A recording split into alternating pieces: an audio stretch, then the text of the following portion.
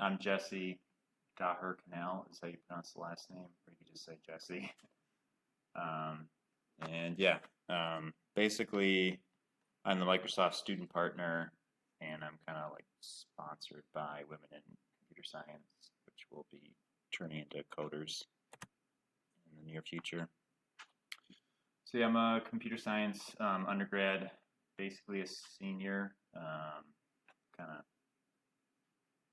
been at different schools and stuff. It's a long story. But yeah, I'm also a full-time web developer at Inland Packaging.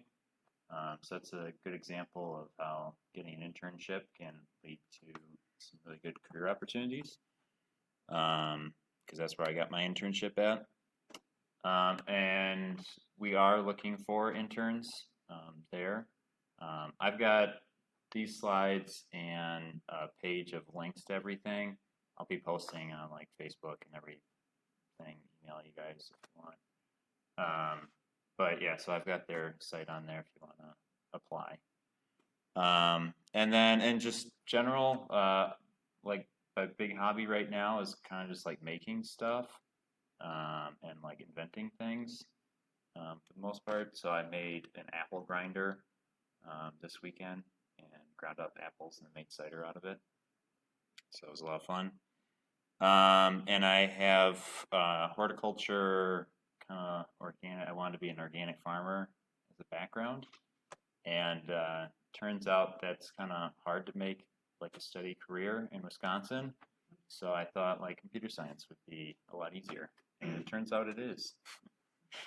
And then yeah, so like general interests. I really like programming, anything with programming for the most part. But then also beer making. I've got that cider brewing right now. Biking, hiking, welding. I've got like a big orchid greenhouse in my house. So if you're ever interested in that type of stuff, feel free to talk to me about it. And so a lot of people like didn't really understand what a Microsoft student partner was. The easiest explanation is I'm a Google ambassador, but for Microsoft. So Microsoft ambassador. People understand what a Google ambassador is, but so yeah, I'm just gonna be hosting different workshops and things like that. Just trying to teach you guys about different computer science like concepts and technical things.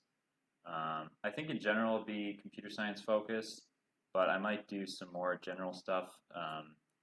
They want me to have like a big outreach and have a lot of people at my workshops. So I might do something like learn how Office 365 works and try to get lots of people to come to that. But I'll still have like computer science kind of specific things, programming, stuff like that. So, and yeah, if you guys can kind of like give me feedback of how this is going, so that I can just kind of better help you guys learn stuff and get better connected. If you really want to be connected with Microsoft, or if you want to be the next year's student partner, let me know, and so we can make that happen. Just kind of help each other out. Yeah. So in general, workshops, social media stuff. There's the Facebook account for Microsoft at UWL. There'll be the link for that, but follow me on that. But then I also have like a personal account for Twitter, LinkedIn, YouTube, and I'll be doing kind of MSP type stuff related on those personal accounts. Those are also LinkedIn. And yeah, we can do, different discussions, semester-long projects.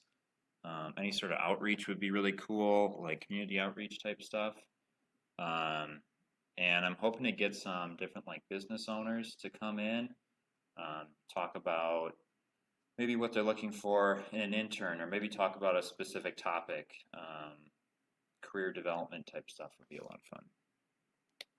And people seem to be interested in getting business, especially local business owners in. So I guess, are you guys all pretty much computer science students?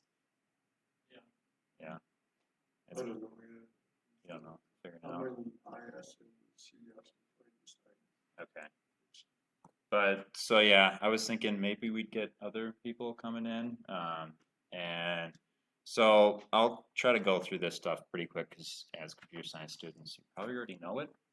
But as far as like free antivirus, there's a lot out there. Semantic Endpoint's pretty good one that you get with or like through UWL.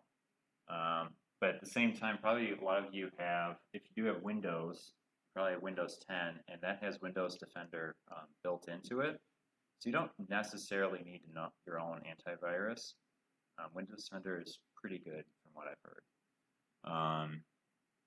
As far as like, I mean, Linux probably aren't running an antivirus, at least I don't. And for Mac, I don't know. I think Semantic Endpoint might work. Probably also don't need an antivirus as much for Mac. Hey, come in. So yeah, and then for like Office products, we've got Office 365 now. So that's very similar. You can do a lot of the same stuff as just like regular Office, downloaded version. But then also if you're looking for something like for Linux or Mac that's on your computer, LibreOffice and OpenOffice are actually pretty good now. For a long time, you couldn't open up like the X version of stuff. It was just always .doc, not .docx. But now you can. So those are good choices. And then when it comes to like learning resources, there's a lot of cool tutorial sites that I wish somebody would have told me about when I first started going to school. So edX and MITx, they're kind of combined now. Basically, they've kind of opened up all the different courses that they offer, like MIT offers, and just have someone videotaping all these courses that they have, and you can watch it. You can do some of the homework on it. You might not necessarily get like professor feedback, but sometimes you'll get other students' feedback. You can kind of help each other out. And so that can be really nice if there's like over the summer you wanted to take some elective, but you didn't have the time to do it, or you don't want to pay for it or something like that. You can go through here and be basically getting the same stuff. And yeah. I've actually went on YouTube and try to watch some of the MIT courses, but yeah. Only like one or two up in class, and obviously have more classes for that course. I could never find a full class. Yeah, in the links, and we can go to that later on, like afterwards, but I can show you how to get to like the full courses. Pretty much all these are free from what I remember. There's some stuff where it's like if you want a degree type of a thing or you want some sort of certificate, then you'll have to pay for it. But otherwise, it should all be free. Some courses, not many from like MIT, but some don't have videos associated with them. So it could be that. But yeah, I mean,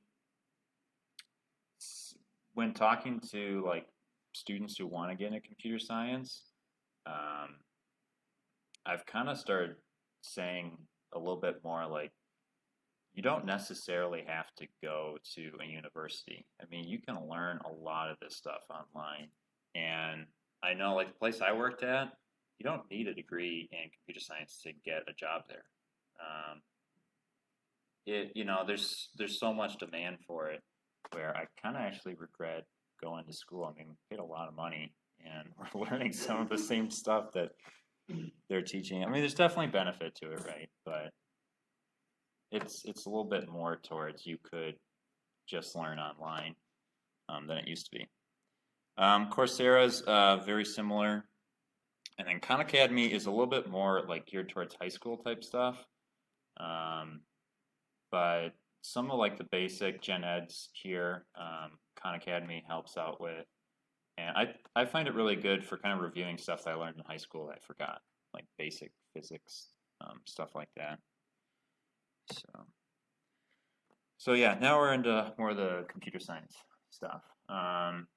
And all this I'm going to be just kind of going through on the slides, but then late afterwards, we'll go through it. I'll open up, my accounts for these things, or my downloaded versions, and we can kind of go through what they are. And if you guys want to, you know, um, download, sign up, we can do that, and I can help you out with any issues that you have doing that.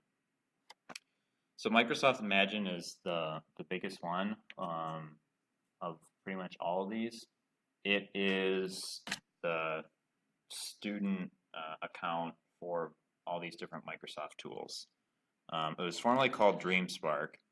So they have a lot of software on there. They have different competitions, and the more like video tutorials you watch, the more points you earn, and you can get prizes for a certain amount of points. You can also do these different competitions with people across the country. So that can be a lot of fun and a great way to kind of learn more about Microsoft tools and kind of build up your resume, especially if you're aiming at working at Microsoft or a place that uses Microsoft tools. And then Visual Studio Dev Essentials is pretty similar. And for the most part, I would say probably don't worry about that. But if you want more cloud credits, so you can spin up more virtual machines or something like that, you can actually get extra credits through that. So that's kind of a cool thing. And so both of those offer a lot of stuff as far as software, but the main thing is Visual Studio. You guys heard of Visual Studio? Yes. Basically, Visual Studio is an IDE. It's kind of like the king of all IDEs. It's got a lot of stuff that you can do with it. You can do, debugging just like Clips, but you can do a lot of refactoring. You can really dive into like memory usage and all these different cool stuff. The debugging is much more robust.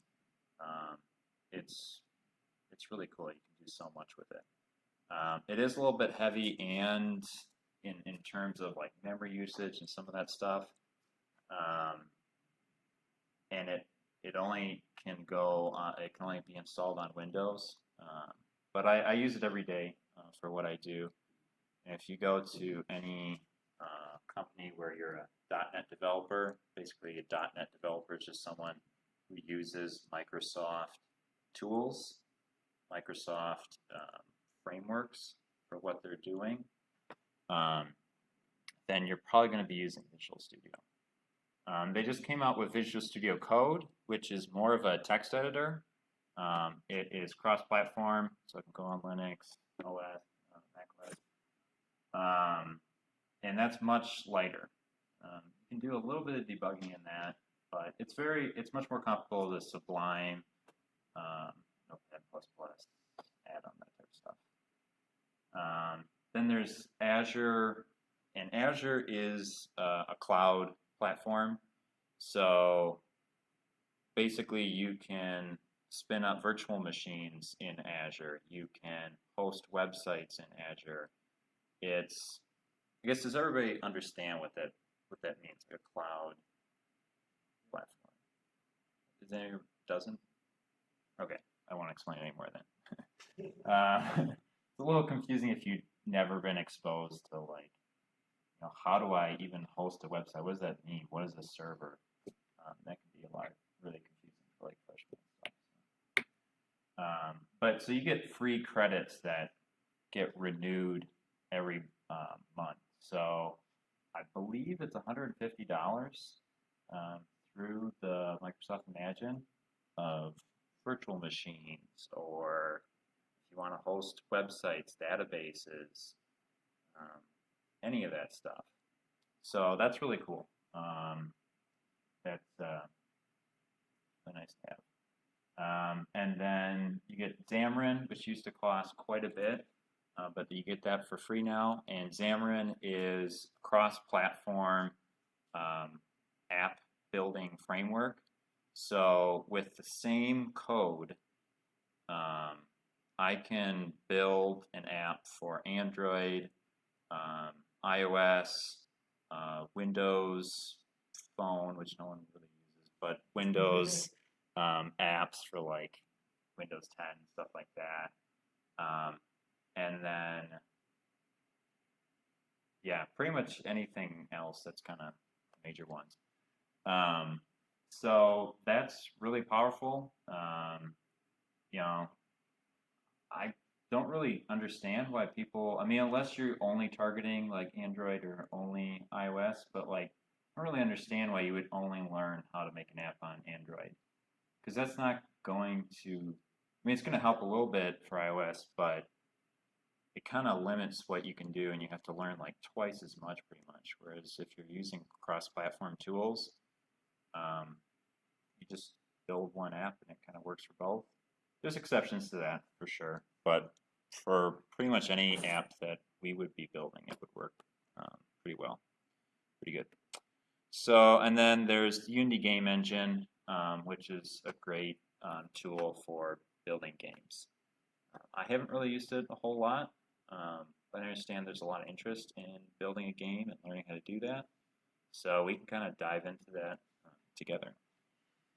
And then for tutorials that are kind of more Microsoft specific, Pluralsight is really big. They've got a lot of tutorials that are like really specific where as a .NET developer, as a Microsoft developer, it's like you can look up most minute kind of abstract stuff and it's like, whoa, there's a tutorial about that.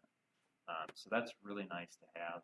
Microsoft Virtual Academy is a little bit more generalized, but they're also really nice, and that's where you get like the points for looking at those tutorials, and they can, you know, that's good for like learning how to build websites, learning how to do, you know, like the Xamarin stuff, building apps, general things like that. And then there's MSDN Magazine, especially if you're a .NET developer. That's really nice. It kind of keeps you in touch with some of the new stuff that Microsoft's putting out for developers. I try to read that every month. And then if you're like me, I spend a lot of time listening to podcasts. I find that, you know, if you're doing dishes, if you're driving, all that different stuff, you can be listening to a podcast and learning about all these different tools while you're doing that. So .NET Rocks is a great resource. And then for more kind of an IT, like networking and like fixing machines and stuff like that, Run As Radio is kind of more focused towards that. Does anybody have any like questions about that stuff? Does it all like make sense, or for the most part? Cool. So then for the more non-Microsoft stuff, that's still developer focused. GitHub Student Developer Pack is probably like the most well-known one. You can get a lot of cool stuff, a lot of like free credits towards some sort of service.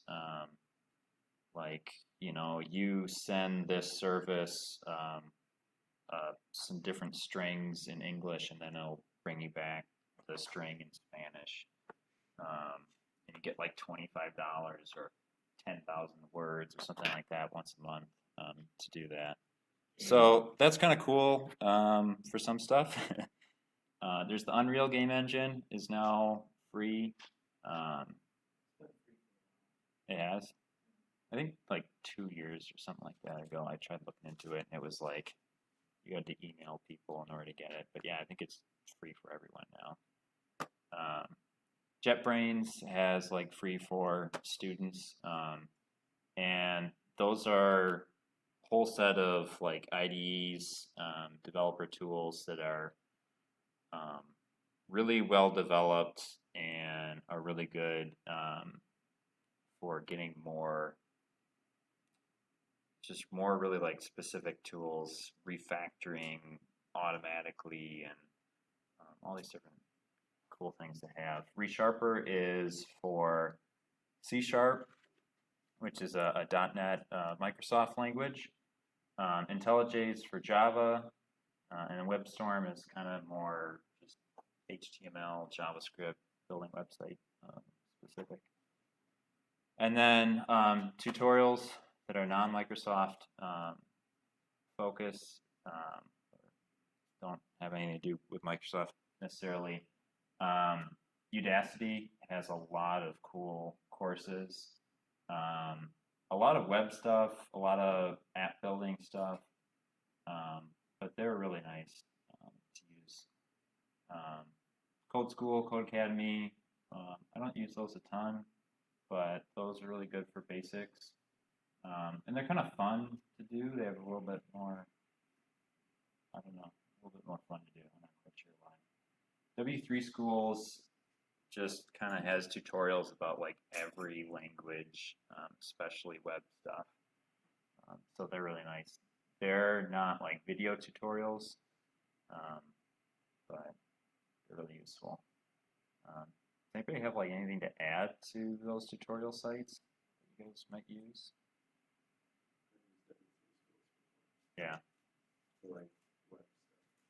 Yeah. Yeah, it helps out a lot. It's also a guy on YouTube. Oh, is it Dahir-Kanehl or something? There's another guy, but he has like Oh yeah, New Boston. He really dives into Yeah. Yeah. Yeah. Yeah. And he does do some basic stuff too. Yeah, New Boston's really good. So I should put that stuff on here. Yeah. Cool. So yeah, and then for podcasts, Programming Throwdown kind of compares like different programming languages. And I thought that was pretty cool. Kind of when I first started school, and it's kind of interesting to hear more about some of the in-depth stuff of programming languages. JavaScript Jabber, and in general, DevChat TV, which hosts JavaScript Jabber, has a lot of cool podcasts. They go all the way from like really basic stuff, how you should start learning JavaScript or how to just start being a developer, to really advanced JavaScript focused things. They've also got like Ruby stuff, iOS app stuff, React Native, which is a cross-platform app developer tool. So yeah. And then how to program with Java goes all the way from the very basics up to more advanced stuff. And that really helped me starting out. I was able to pass out of like the first 2 programming classes that we offer through that, and I think maybe some Udacity courses. So that really helped. So yeah, now we're kind of going to talk more about like the MSP stuff and what we might do. I'd like to get some feedback from you guys about that. I think for October, I probably won't do like 4 workshops in a month. I'm thinking probably just 1, because it seems like you kind of have to give everybody about 2 weeks of lead time to get a good audience and also to get the publicity out. So for October, probably towards the end of the month, I'll do 1 workshop, which will be kind of maybe web focused, because that's where I'm strongest at. Just like intro web development type stuff. But then I'd like to kind of have this focus of doing a web workshop every month, game dev workshop, and then like something else that's still programming focused. I really like the IoT stuff, but we could do some other things as well. And then that, some sort of business owner or some sort of career development type stuff would be cool. How to interview well, and maybe have someone come in and you interview with them or something like that. That can help a lot. I guess, what do you guys think about that? Oh yeah, sorry. So IoT is the Internet of Things, and basically it's just this idea that we're going to make regular things, refrigerators, toasters, all that stuff connected to the network, connected to Wi-Fi. And so it'll be smart instead of dumb. And like your refrigerator will know that your milk is going to expire or something like that. So maybe it'll order you more, whatever. Yeah, it's interesting. It's also kind of like this buzzword that's used for like everything. Like, let's just add some IoT. Let's do IoT. But in general, there's kind of some basic things to learn about it that can get you more towards knowing how to do IoT things. And so we can talk about that.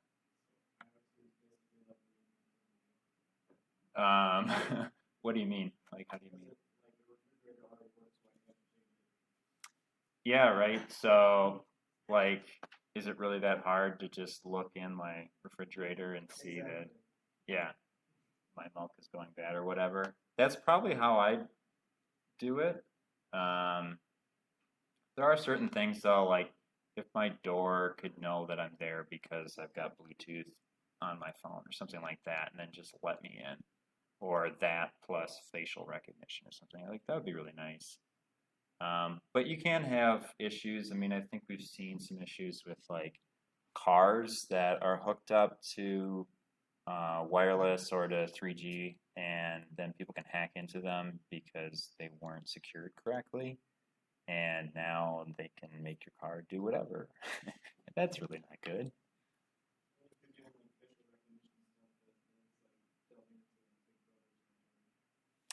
Yeah, could be. Right? If I've got this camera on my door that's for facial recognition, but it's also just like on all the time, especially if someone hacks in. Um, Now they can have access to my camera. So there's definitely issues with it. I think I was talking to a friend of mine who's going into kind of more like security focused end of computer science, and I think we're going to need a lot more people in security because of that. Because I think people are going to want IoT stuff. Like they're going to want everything connected, lights to just turn on because you're in the room type of things. Or I don't know. Maybe we're just making up excuses to use IoT, but I don't know. If people do go towards it, there's going to be a lot of security issues, right? I feel like probably need, like, I'm not trying to sound bad or negative or anything, but you probably need more people that are actually good with hackers, because in order for you to secure something, you gotta know how to break it first. Exactly. So, Yeah. instead, we're having more people who never really hacked before, and sure, they show you a couple of things in college, but nothing very major. Yeah. Yeah. So if it's kind of like just with bugs, like when you're writing some code for school or something like that, if you just don't really think in the sense like, oh, how could a null get in here, or some sort of input, like if you just kind of treat your program like a little baby and like coddle it when you're testing it, you're not really going to find that stuff. And the same thing with like security. Like if you just treat it like oh, well, you're not supposed to enter that input. You're not supposed to put that JavaScript script in here or something like that. Well, it's going to happen. Like, so you need to think in that way. So, yeah, good point. That's what my dad always says, you can't write a program and expect the person to use it the way you wrote it. Yeah. It's like giving a banana to a monkey. You can't tell a monkey how to eat a banana. Yeah. No, I'm finding that a lot at my job where, you know, you've got kind of these older people who just don't use computers like how we use them. You know, they're using like IE and stuff and things just like when they're using it, it's just like, why would you do that? Like that's not how I intended you to do it. But you just have to like think differently. And you just have to test a lot too. So good points. And then AI is artificial intelligence. I should probably not put acronyms in there. In general, that's a bad idea. But that, you know, like AI gets more towards trying to make this program do kind of some random things and learn how to act given a certain set of inputs and sometimes being trained. I don't know a ton about it, but it's definitely interesting. It can be. Yeah, I don't know. It might be something that everyone thinks is complicated, but Neural isn't networks, really. Yeah. they just take forever to get the outputs you want. Yeah. So that's a good example. Like, if you guys have any expertise towards certain things and want to help lead like a workshop or something like that, or just want to, I don't know, want to do more stuff with that, let me know. That'd be really cool. Artificial intelligence is not a strong suit of mine. But yeah, and then for semester projects, it's a tough one. I've seen a lot of projects, like extracurricular projects that people want to do, not go anywhere. Like they'll work on them, they'll have a ton of enthusiasm the first few weeks, but then it's gone. You know, stuff happens. So if we were to do something like that, I think we'd have to really figure out how to do it where we can deliver something pretty quickly without too much effort that works, and we can give it to someone and be like, here, I made this, and then they're like, oh, that's cool. You know, it's kind of missing some features, and then we add those on later on. But there's that ability versus like this grandiose project that gets like a quarter of the way done and then it just isn't worth anything. I think the web app stuff or like a small game would be, it seems like what everybody's interested in. And then that would kind of tie in where I'm doing these web and game development workshops and we're kind of building towards making that project complete. Then there's the idea of doing a hackathon. It's really easy for me to do because I just tell people we're doing it and then you guys actually make the things. But also there doesn't seem to be a whole lot of interest in doing that. I can see what we can get for like free stuff or like prizes. There isn't a whole lot available, it sounds like. I think that'd be a lot of fun. I did the Appathon last semester that Google hosted, and that was pretty cool. It kind of forced me to learn new stuff when it was towards the end of the semester and like I didn't really have time. But sometimes it's nice to have something to kind of push you to do that. And I got a cool prize out of it. So, yeah, I guess just in general, it sounds like the social media that people want me to use and post to is that. So, yeah. Yeah, I'll try. I think Twitter's a little bit easier to do stuff like daily and not get too annoyed by it. Email daily would suck. But yeah, I'll see. They want me to have a lot of social media presence, and I think that'd be cool to post different news Microsoft related news, but also just like technology related stuff coming out. Post some different workshops that maybe we didn't have time to do, or if you missed something, like I'm recording this right now, and so I'll be able to post this for people who missed it. So, yeah, and then that's the Facebook group. Again, everything is linked. So yeah. Now I was thinking we could kind of go through some of these different links that I posted.